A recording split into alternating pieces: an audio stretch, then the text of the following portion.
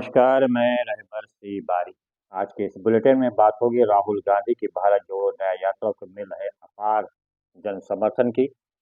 प्रधानमंत्री नरेंद्र मोदी के ताबड़तोड़ रैलियों की मजबूत होते हुए एनडीए की और अंत में बात होगी मायावती के फैसले से इंडिया गठबंधन को लगे तगड़े झटके की।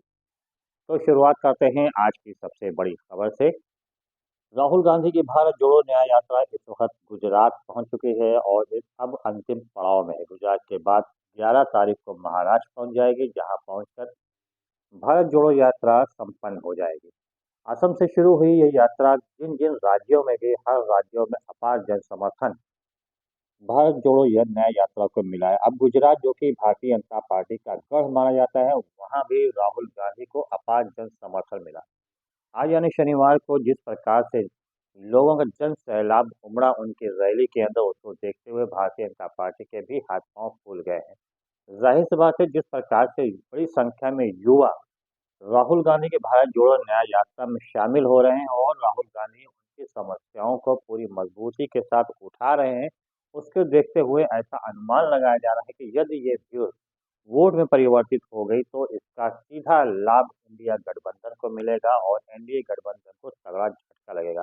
हालांकि गुजरात की सभी लोकसभा सीटों पर भारतीय जनता पार्टी का कब्जा है और वहां पर प्रचंड मात्रा प्रचंड बहुमत के से वहां पर जो राज्य सरकार है उसको भी प्रचंड बहुमत प्राप्त हुई थी। लेकिन जिस प्रकार से आज यानी शनिवार को राहुल गांधी की भारत जोड़ो न्याय यात्रा को में बड़ी संख्या में लोग उमड़े, उसे देखते हुए ऐसा अनुमान लगाया जा रहा है कि कहीं न कहीं युवा, खास तौर से अगर देखा जाए तो अगर उसमें आदिवासी और पिछड़ा वर्ग के जो युवा हैं, वो तेज़ी के साथ राहुल गांधी की तरफ आ रहे हैं, अर्थात नज़दीकियाँ बढ़ रही हैं।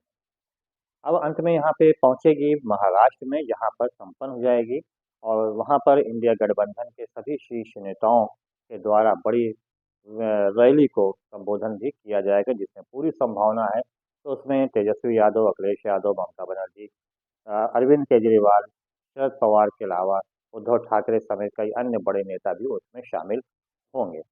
बहरहाल देखना तो ये होगा कि जो ये अपार जन समर्थन राहुल गांधी की भारत जोड़ो न्याय यात्रा में उतर रहा है, आ रहा है, सामने आ रहा है, क्या ये वोट में परिवर्तित होता है या नहीं होता है। हालांकि फिलहाल कांग्रेस पार्टी ने लोकसभा चुनाव को देखते हुए जो पहली लिस्ट 39 प्रत्याशियों की जारी किया है, उसमें राहुल गांधी का नाम जरूर है, लेकिन वो अमेठी से नहीं बल्कि वायनाड से उनके चुनाव लड़ने की घोषणा की गई है। अब देखना ये है कि अमेठी और रायबरेली जैसी सीट पर, रायबरेली जहाँ पर सोनिया गांधी चुनाव लड़ा करती थी और जीता करती थी, लेकिन इस बार वो राज्यसभा चली गई हैं और वो लोकसभा चुनाव नहीं लड़ेंगी। तो देखते हुए ये अब देखना ये होगा कि रायबरेली सीट से क्या गांधी परिवार का कोई सदस्य उतरता है या फिर कोई अन्य को उतारा जाता है। इसी प्रकार से अमेठी में भी स्थिति अभी साफ नहीं है।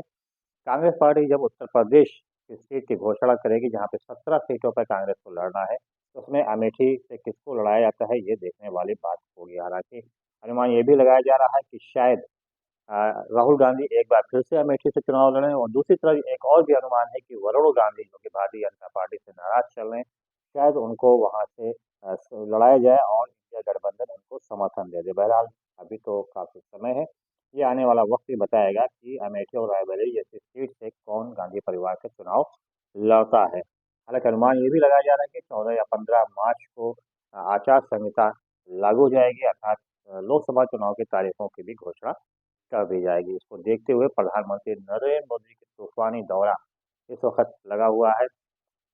कई राज्यों में लगातार प्रधानमंत्री नरेंद्र मोदी पहुंच रहे हैं और तोहफा दे रहे हैं, बड़ी सौगात भी दे रहे हैं वहाँ के लोगों को और इस सौगात से मतदाताओं को साधने का भी प्रयास किया जा रहा है। जिस प्रकार से एक दिन पहले यानी कि शुक्रवार को अंतर्राष्ट्रीय महिला दिवस के मौके पर केंद्र सरकार ने रसोई गैस सिलेंडर का दाम 100 रुपया कम करके महिलाओं को बड़ी सौगात दिया। हालांकि विपक्षी दल इसे महज चुनावी माहौल बनाने के लिए की गई घोषणा का दावा कर रहे हैं, लेकिन फिर भी इसका बड़ा लाभ महिलाओं को और खासतौर से आर्थिक रूप से कमजोर व मध्यम वर्ग के लोग, परिवार के लोगों को इसका लाभ जरूर मिला है। तो प्रधानमंत्री नरेंद्र मोदी की लंबी रैली जो है बनारस में, वाराणसी में है, उसके आजमगढ़ में भी जनसभा को संबोधित करेंगे। तो ऐसे में जो निगाह है वो आजमगढ़ सीट पर भी है, जहाँ पर भारतीय जनता पार्टी का झंडा वहाँ पर पताका वहाँ पर लहराने का प्रयास किया जाएगा। बहरहाल आने वाला वक्त बताएगा कि प्रधानमंत्री नरेंद्र मोदी की धुआंधार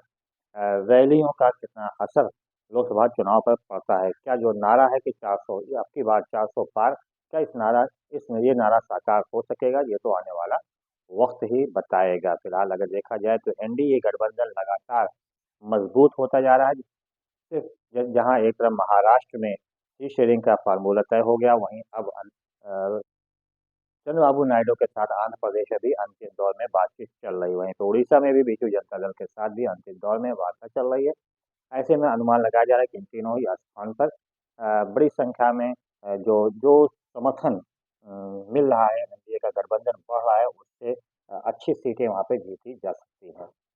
अंत में बात किया जाए तो मायावती की, जो कि बसपा सुप्रीमो हो, अभी तक लगातार अनुमान लगाया जा रहा था कि इंडिया गठबंधन में वो आज शामिल हो जाएंगे, लेकिन उन्होंने आज यानी कि 9 मार्च को मायावती ने सीधे तौर पर ऐलान कर दिया कि वो सभी 80 सीटों पर अकेले ही चुनाव लड़ेंगे। अच्छा, लोकसभा चुनाव में ही वो अकेले उतर रहेंगे। इससे इंडिया गठबंधन की उम्मीदों को तगड़ा झटका लगा है, क्योंकि बातचीत चल रही थी।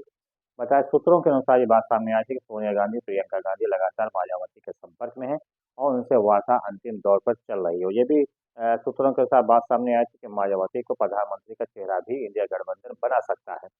ऐसे में अगर ऐसा होता तो न सिर्फ उत्तर प्रदेश बल्कि कई राज्यों पर इसका सीधा प्रभाव पड़ता, लेकिन फिलहाल मायावती ने इन सभी अटकलों पर विराम लगा दिया। उन्होंने सीधे तौर पर घोषणा किया है कि वो अकेले ही चुनाव लड़ेंगे। फिलहाल अभी देखना ये है कि अभी आचार संहिता लागू होने के बाद क्या मायावती अकेले ही चुनाव लड़ने का फैसला लेती हैं, या आचार संहिता लागू होने के बाद वो इंडिया गठबंधन में शामिल होती हैं। बहरहाल ये तो आने वाला वक्त बताएगा। फिलहाल रहबत तिवारी को दीजिए इजाजत।